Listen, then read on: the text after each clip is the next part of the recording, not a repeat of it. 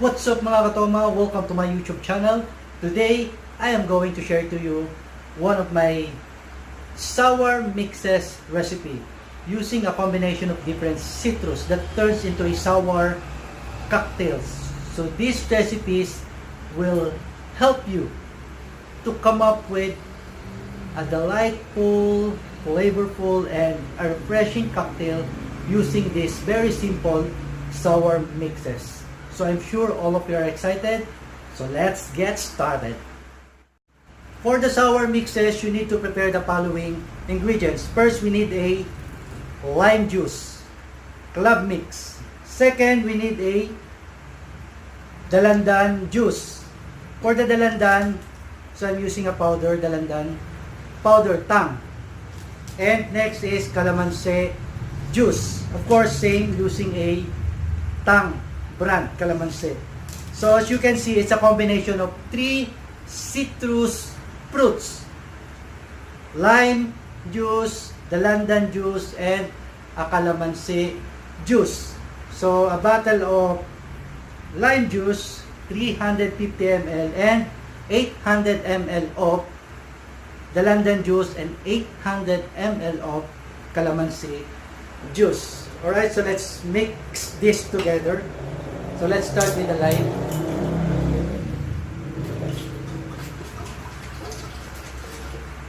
Alright, start with the lime. Second is our dalandan. So open na natin para mabilis.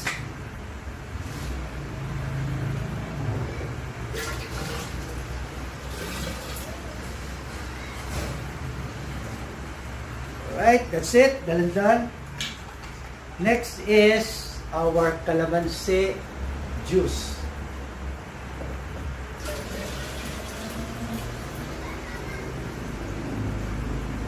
Alright, there you have it mga katoma. So we will mix it na lang.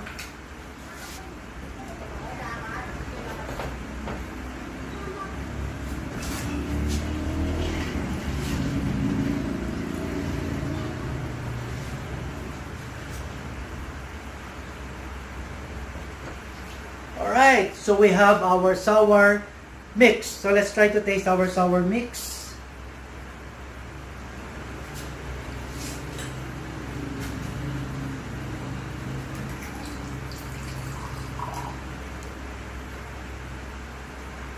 That smells good.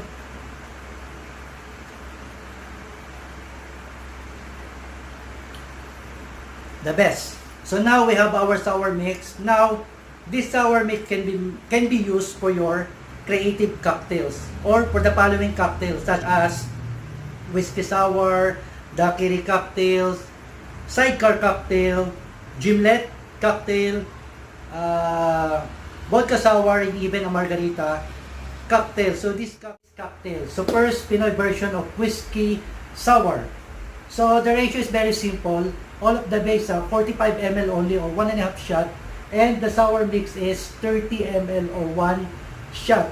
Plus, add lang tayo addition of 15 ml of sugar syrup. Alright, so let's start with Pinoy version of our whiskey sour. Alright, so first, shaker. Put some ice.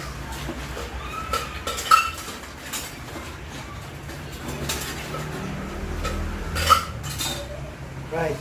Put some ice and then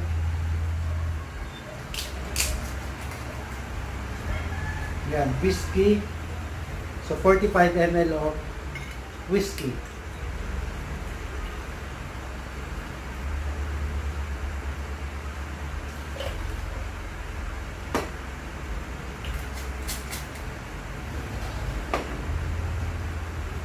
Next is our sour mix, 30 ml.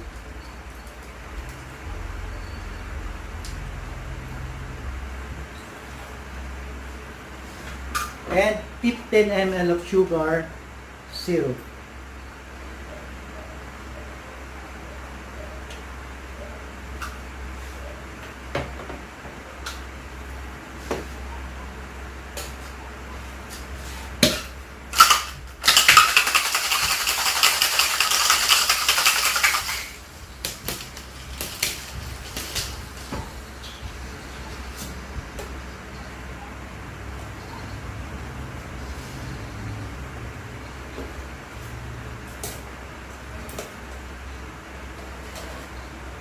Alright, and there you go, we have our whiskey sour.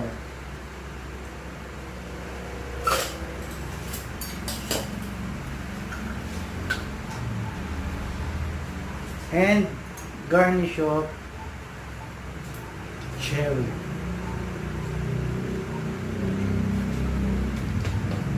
Alright, there you go for our first Pinoy version of whiskey sour cocktail.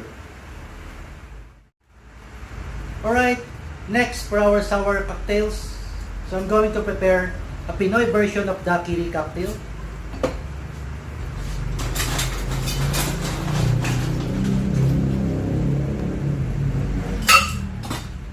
Scoop of ice and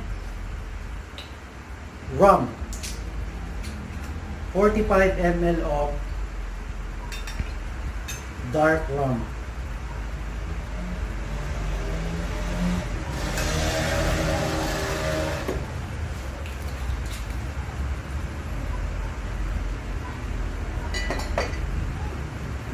Next is 30 ml of our sour mix.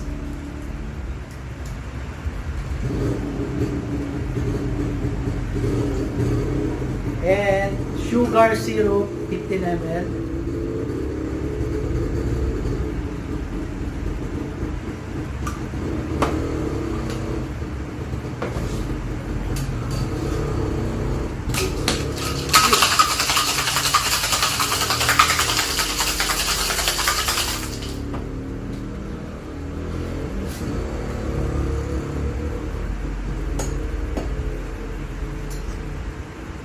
Alright, so daiquiri cocktail.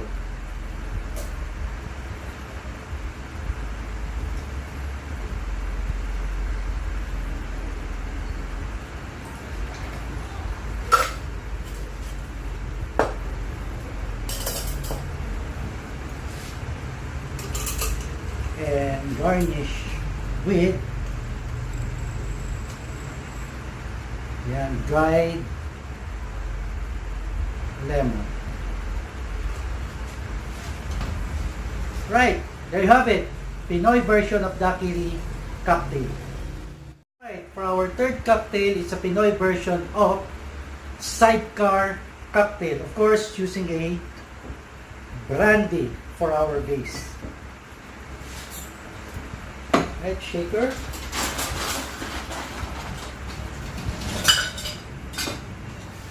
Right, put some ice and again 45 ml of brandy.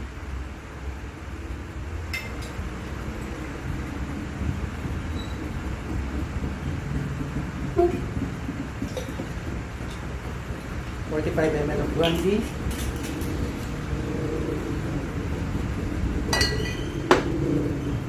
And 30 ml of our sour mix.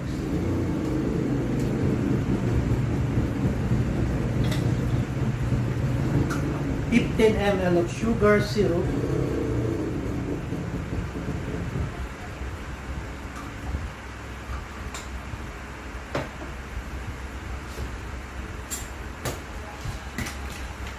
And shake.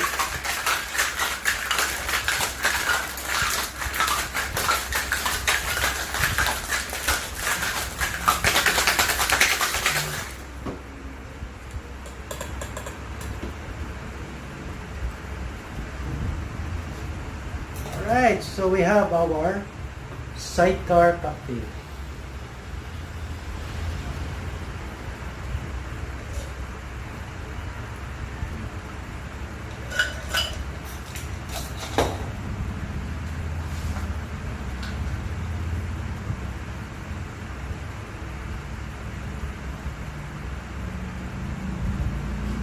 Garnish with cherry. Alright, so there you go. We have our Pinoy version of sidecar cocktail. Alright, for our fourth cocktail, gimlet cocktail. Alright, so let's start mixing gimlet cocktail.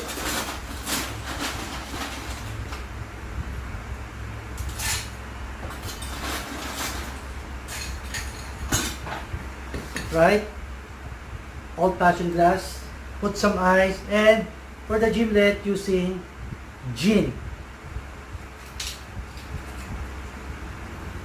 So 45 ml of gin.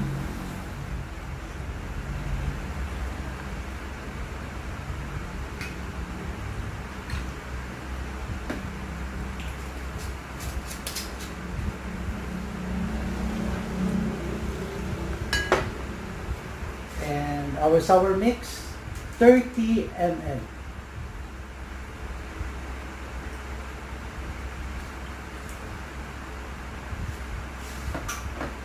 And sugar syrup, 15 ml.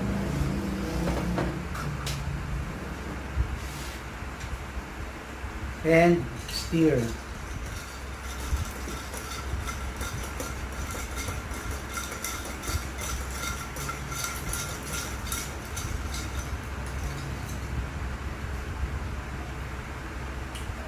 Right. You can taste the citrus, the sourness, and of course the botanicals, the gin itself, and garnish with lime. Alright, so there you go. We have our Pinoy version of gimlet cocktail.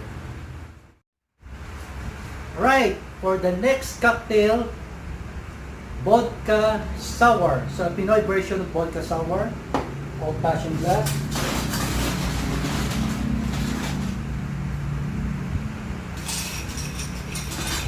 Filled with ice, and using vodka. So 45 ml of vodka.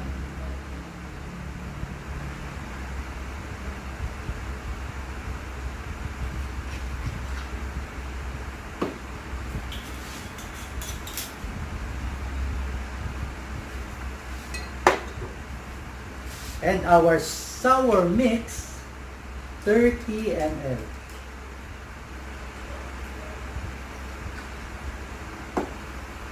Sugar syrup, 15 ml.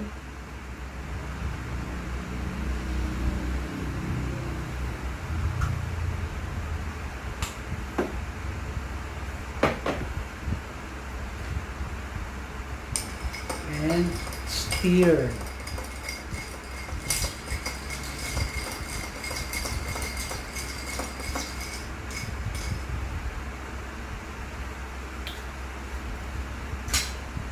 Perfect balance. Sour mix plus vodka.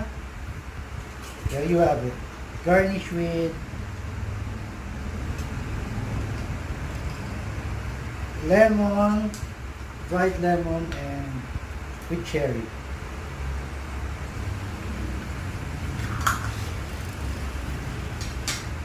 Alright mga katoma, here we go. We have our Pinoy version of vodka sour.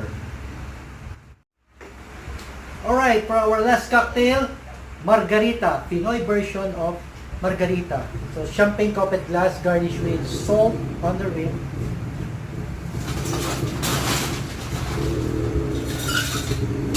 Put some ice inside the shaker, and to start, 45 ml of tequila gold.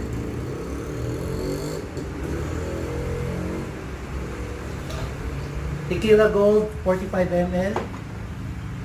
And our sour mix, 30 ml.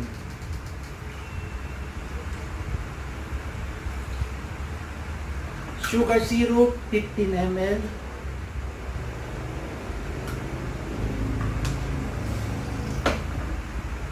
And triple sec liqueur. So it's an orange liqueur, 15 ml.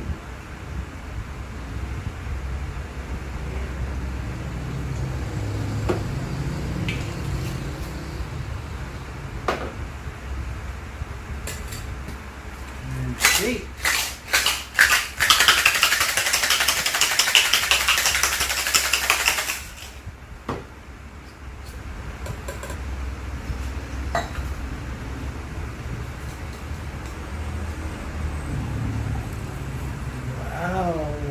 Margarita.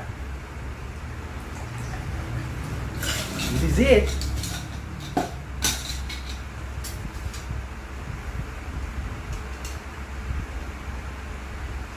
Garnish with dried lime. Floating. So there you have it. We have Margarita Cocktail. Pinoy version of Margarita. Enjoy! What's up mga katoma? Alright, recap lang po tayo. Review lang natin what happened. Alright, so first, we made our special sour mix. So again, the most important ingredients in this recipe are the sour mix. So it's a combination of lime, dalandan juice, and calamansi juice. And with this sour, you can easily create different recipes such as whiskey sour, daiquiri cocktail, sidecar cocktail, gimlet cocktail, vodka sour cocktail, and lastly, margarita cocktail. So this is our Pinoy version of this international and popular cocktail. So I hope guys, nag-enjoy kayo. So again, thank you so much. Please don't forget to like, share, and subscribe all my upcoming video. Laklakan na guys!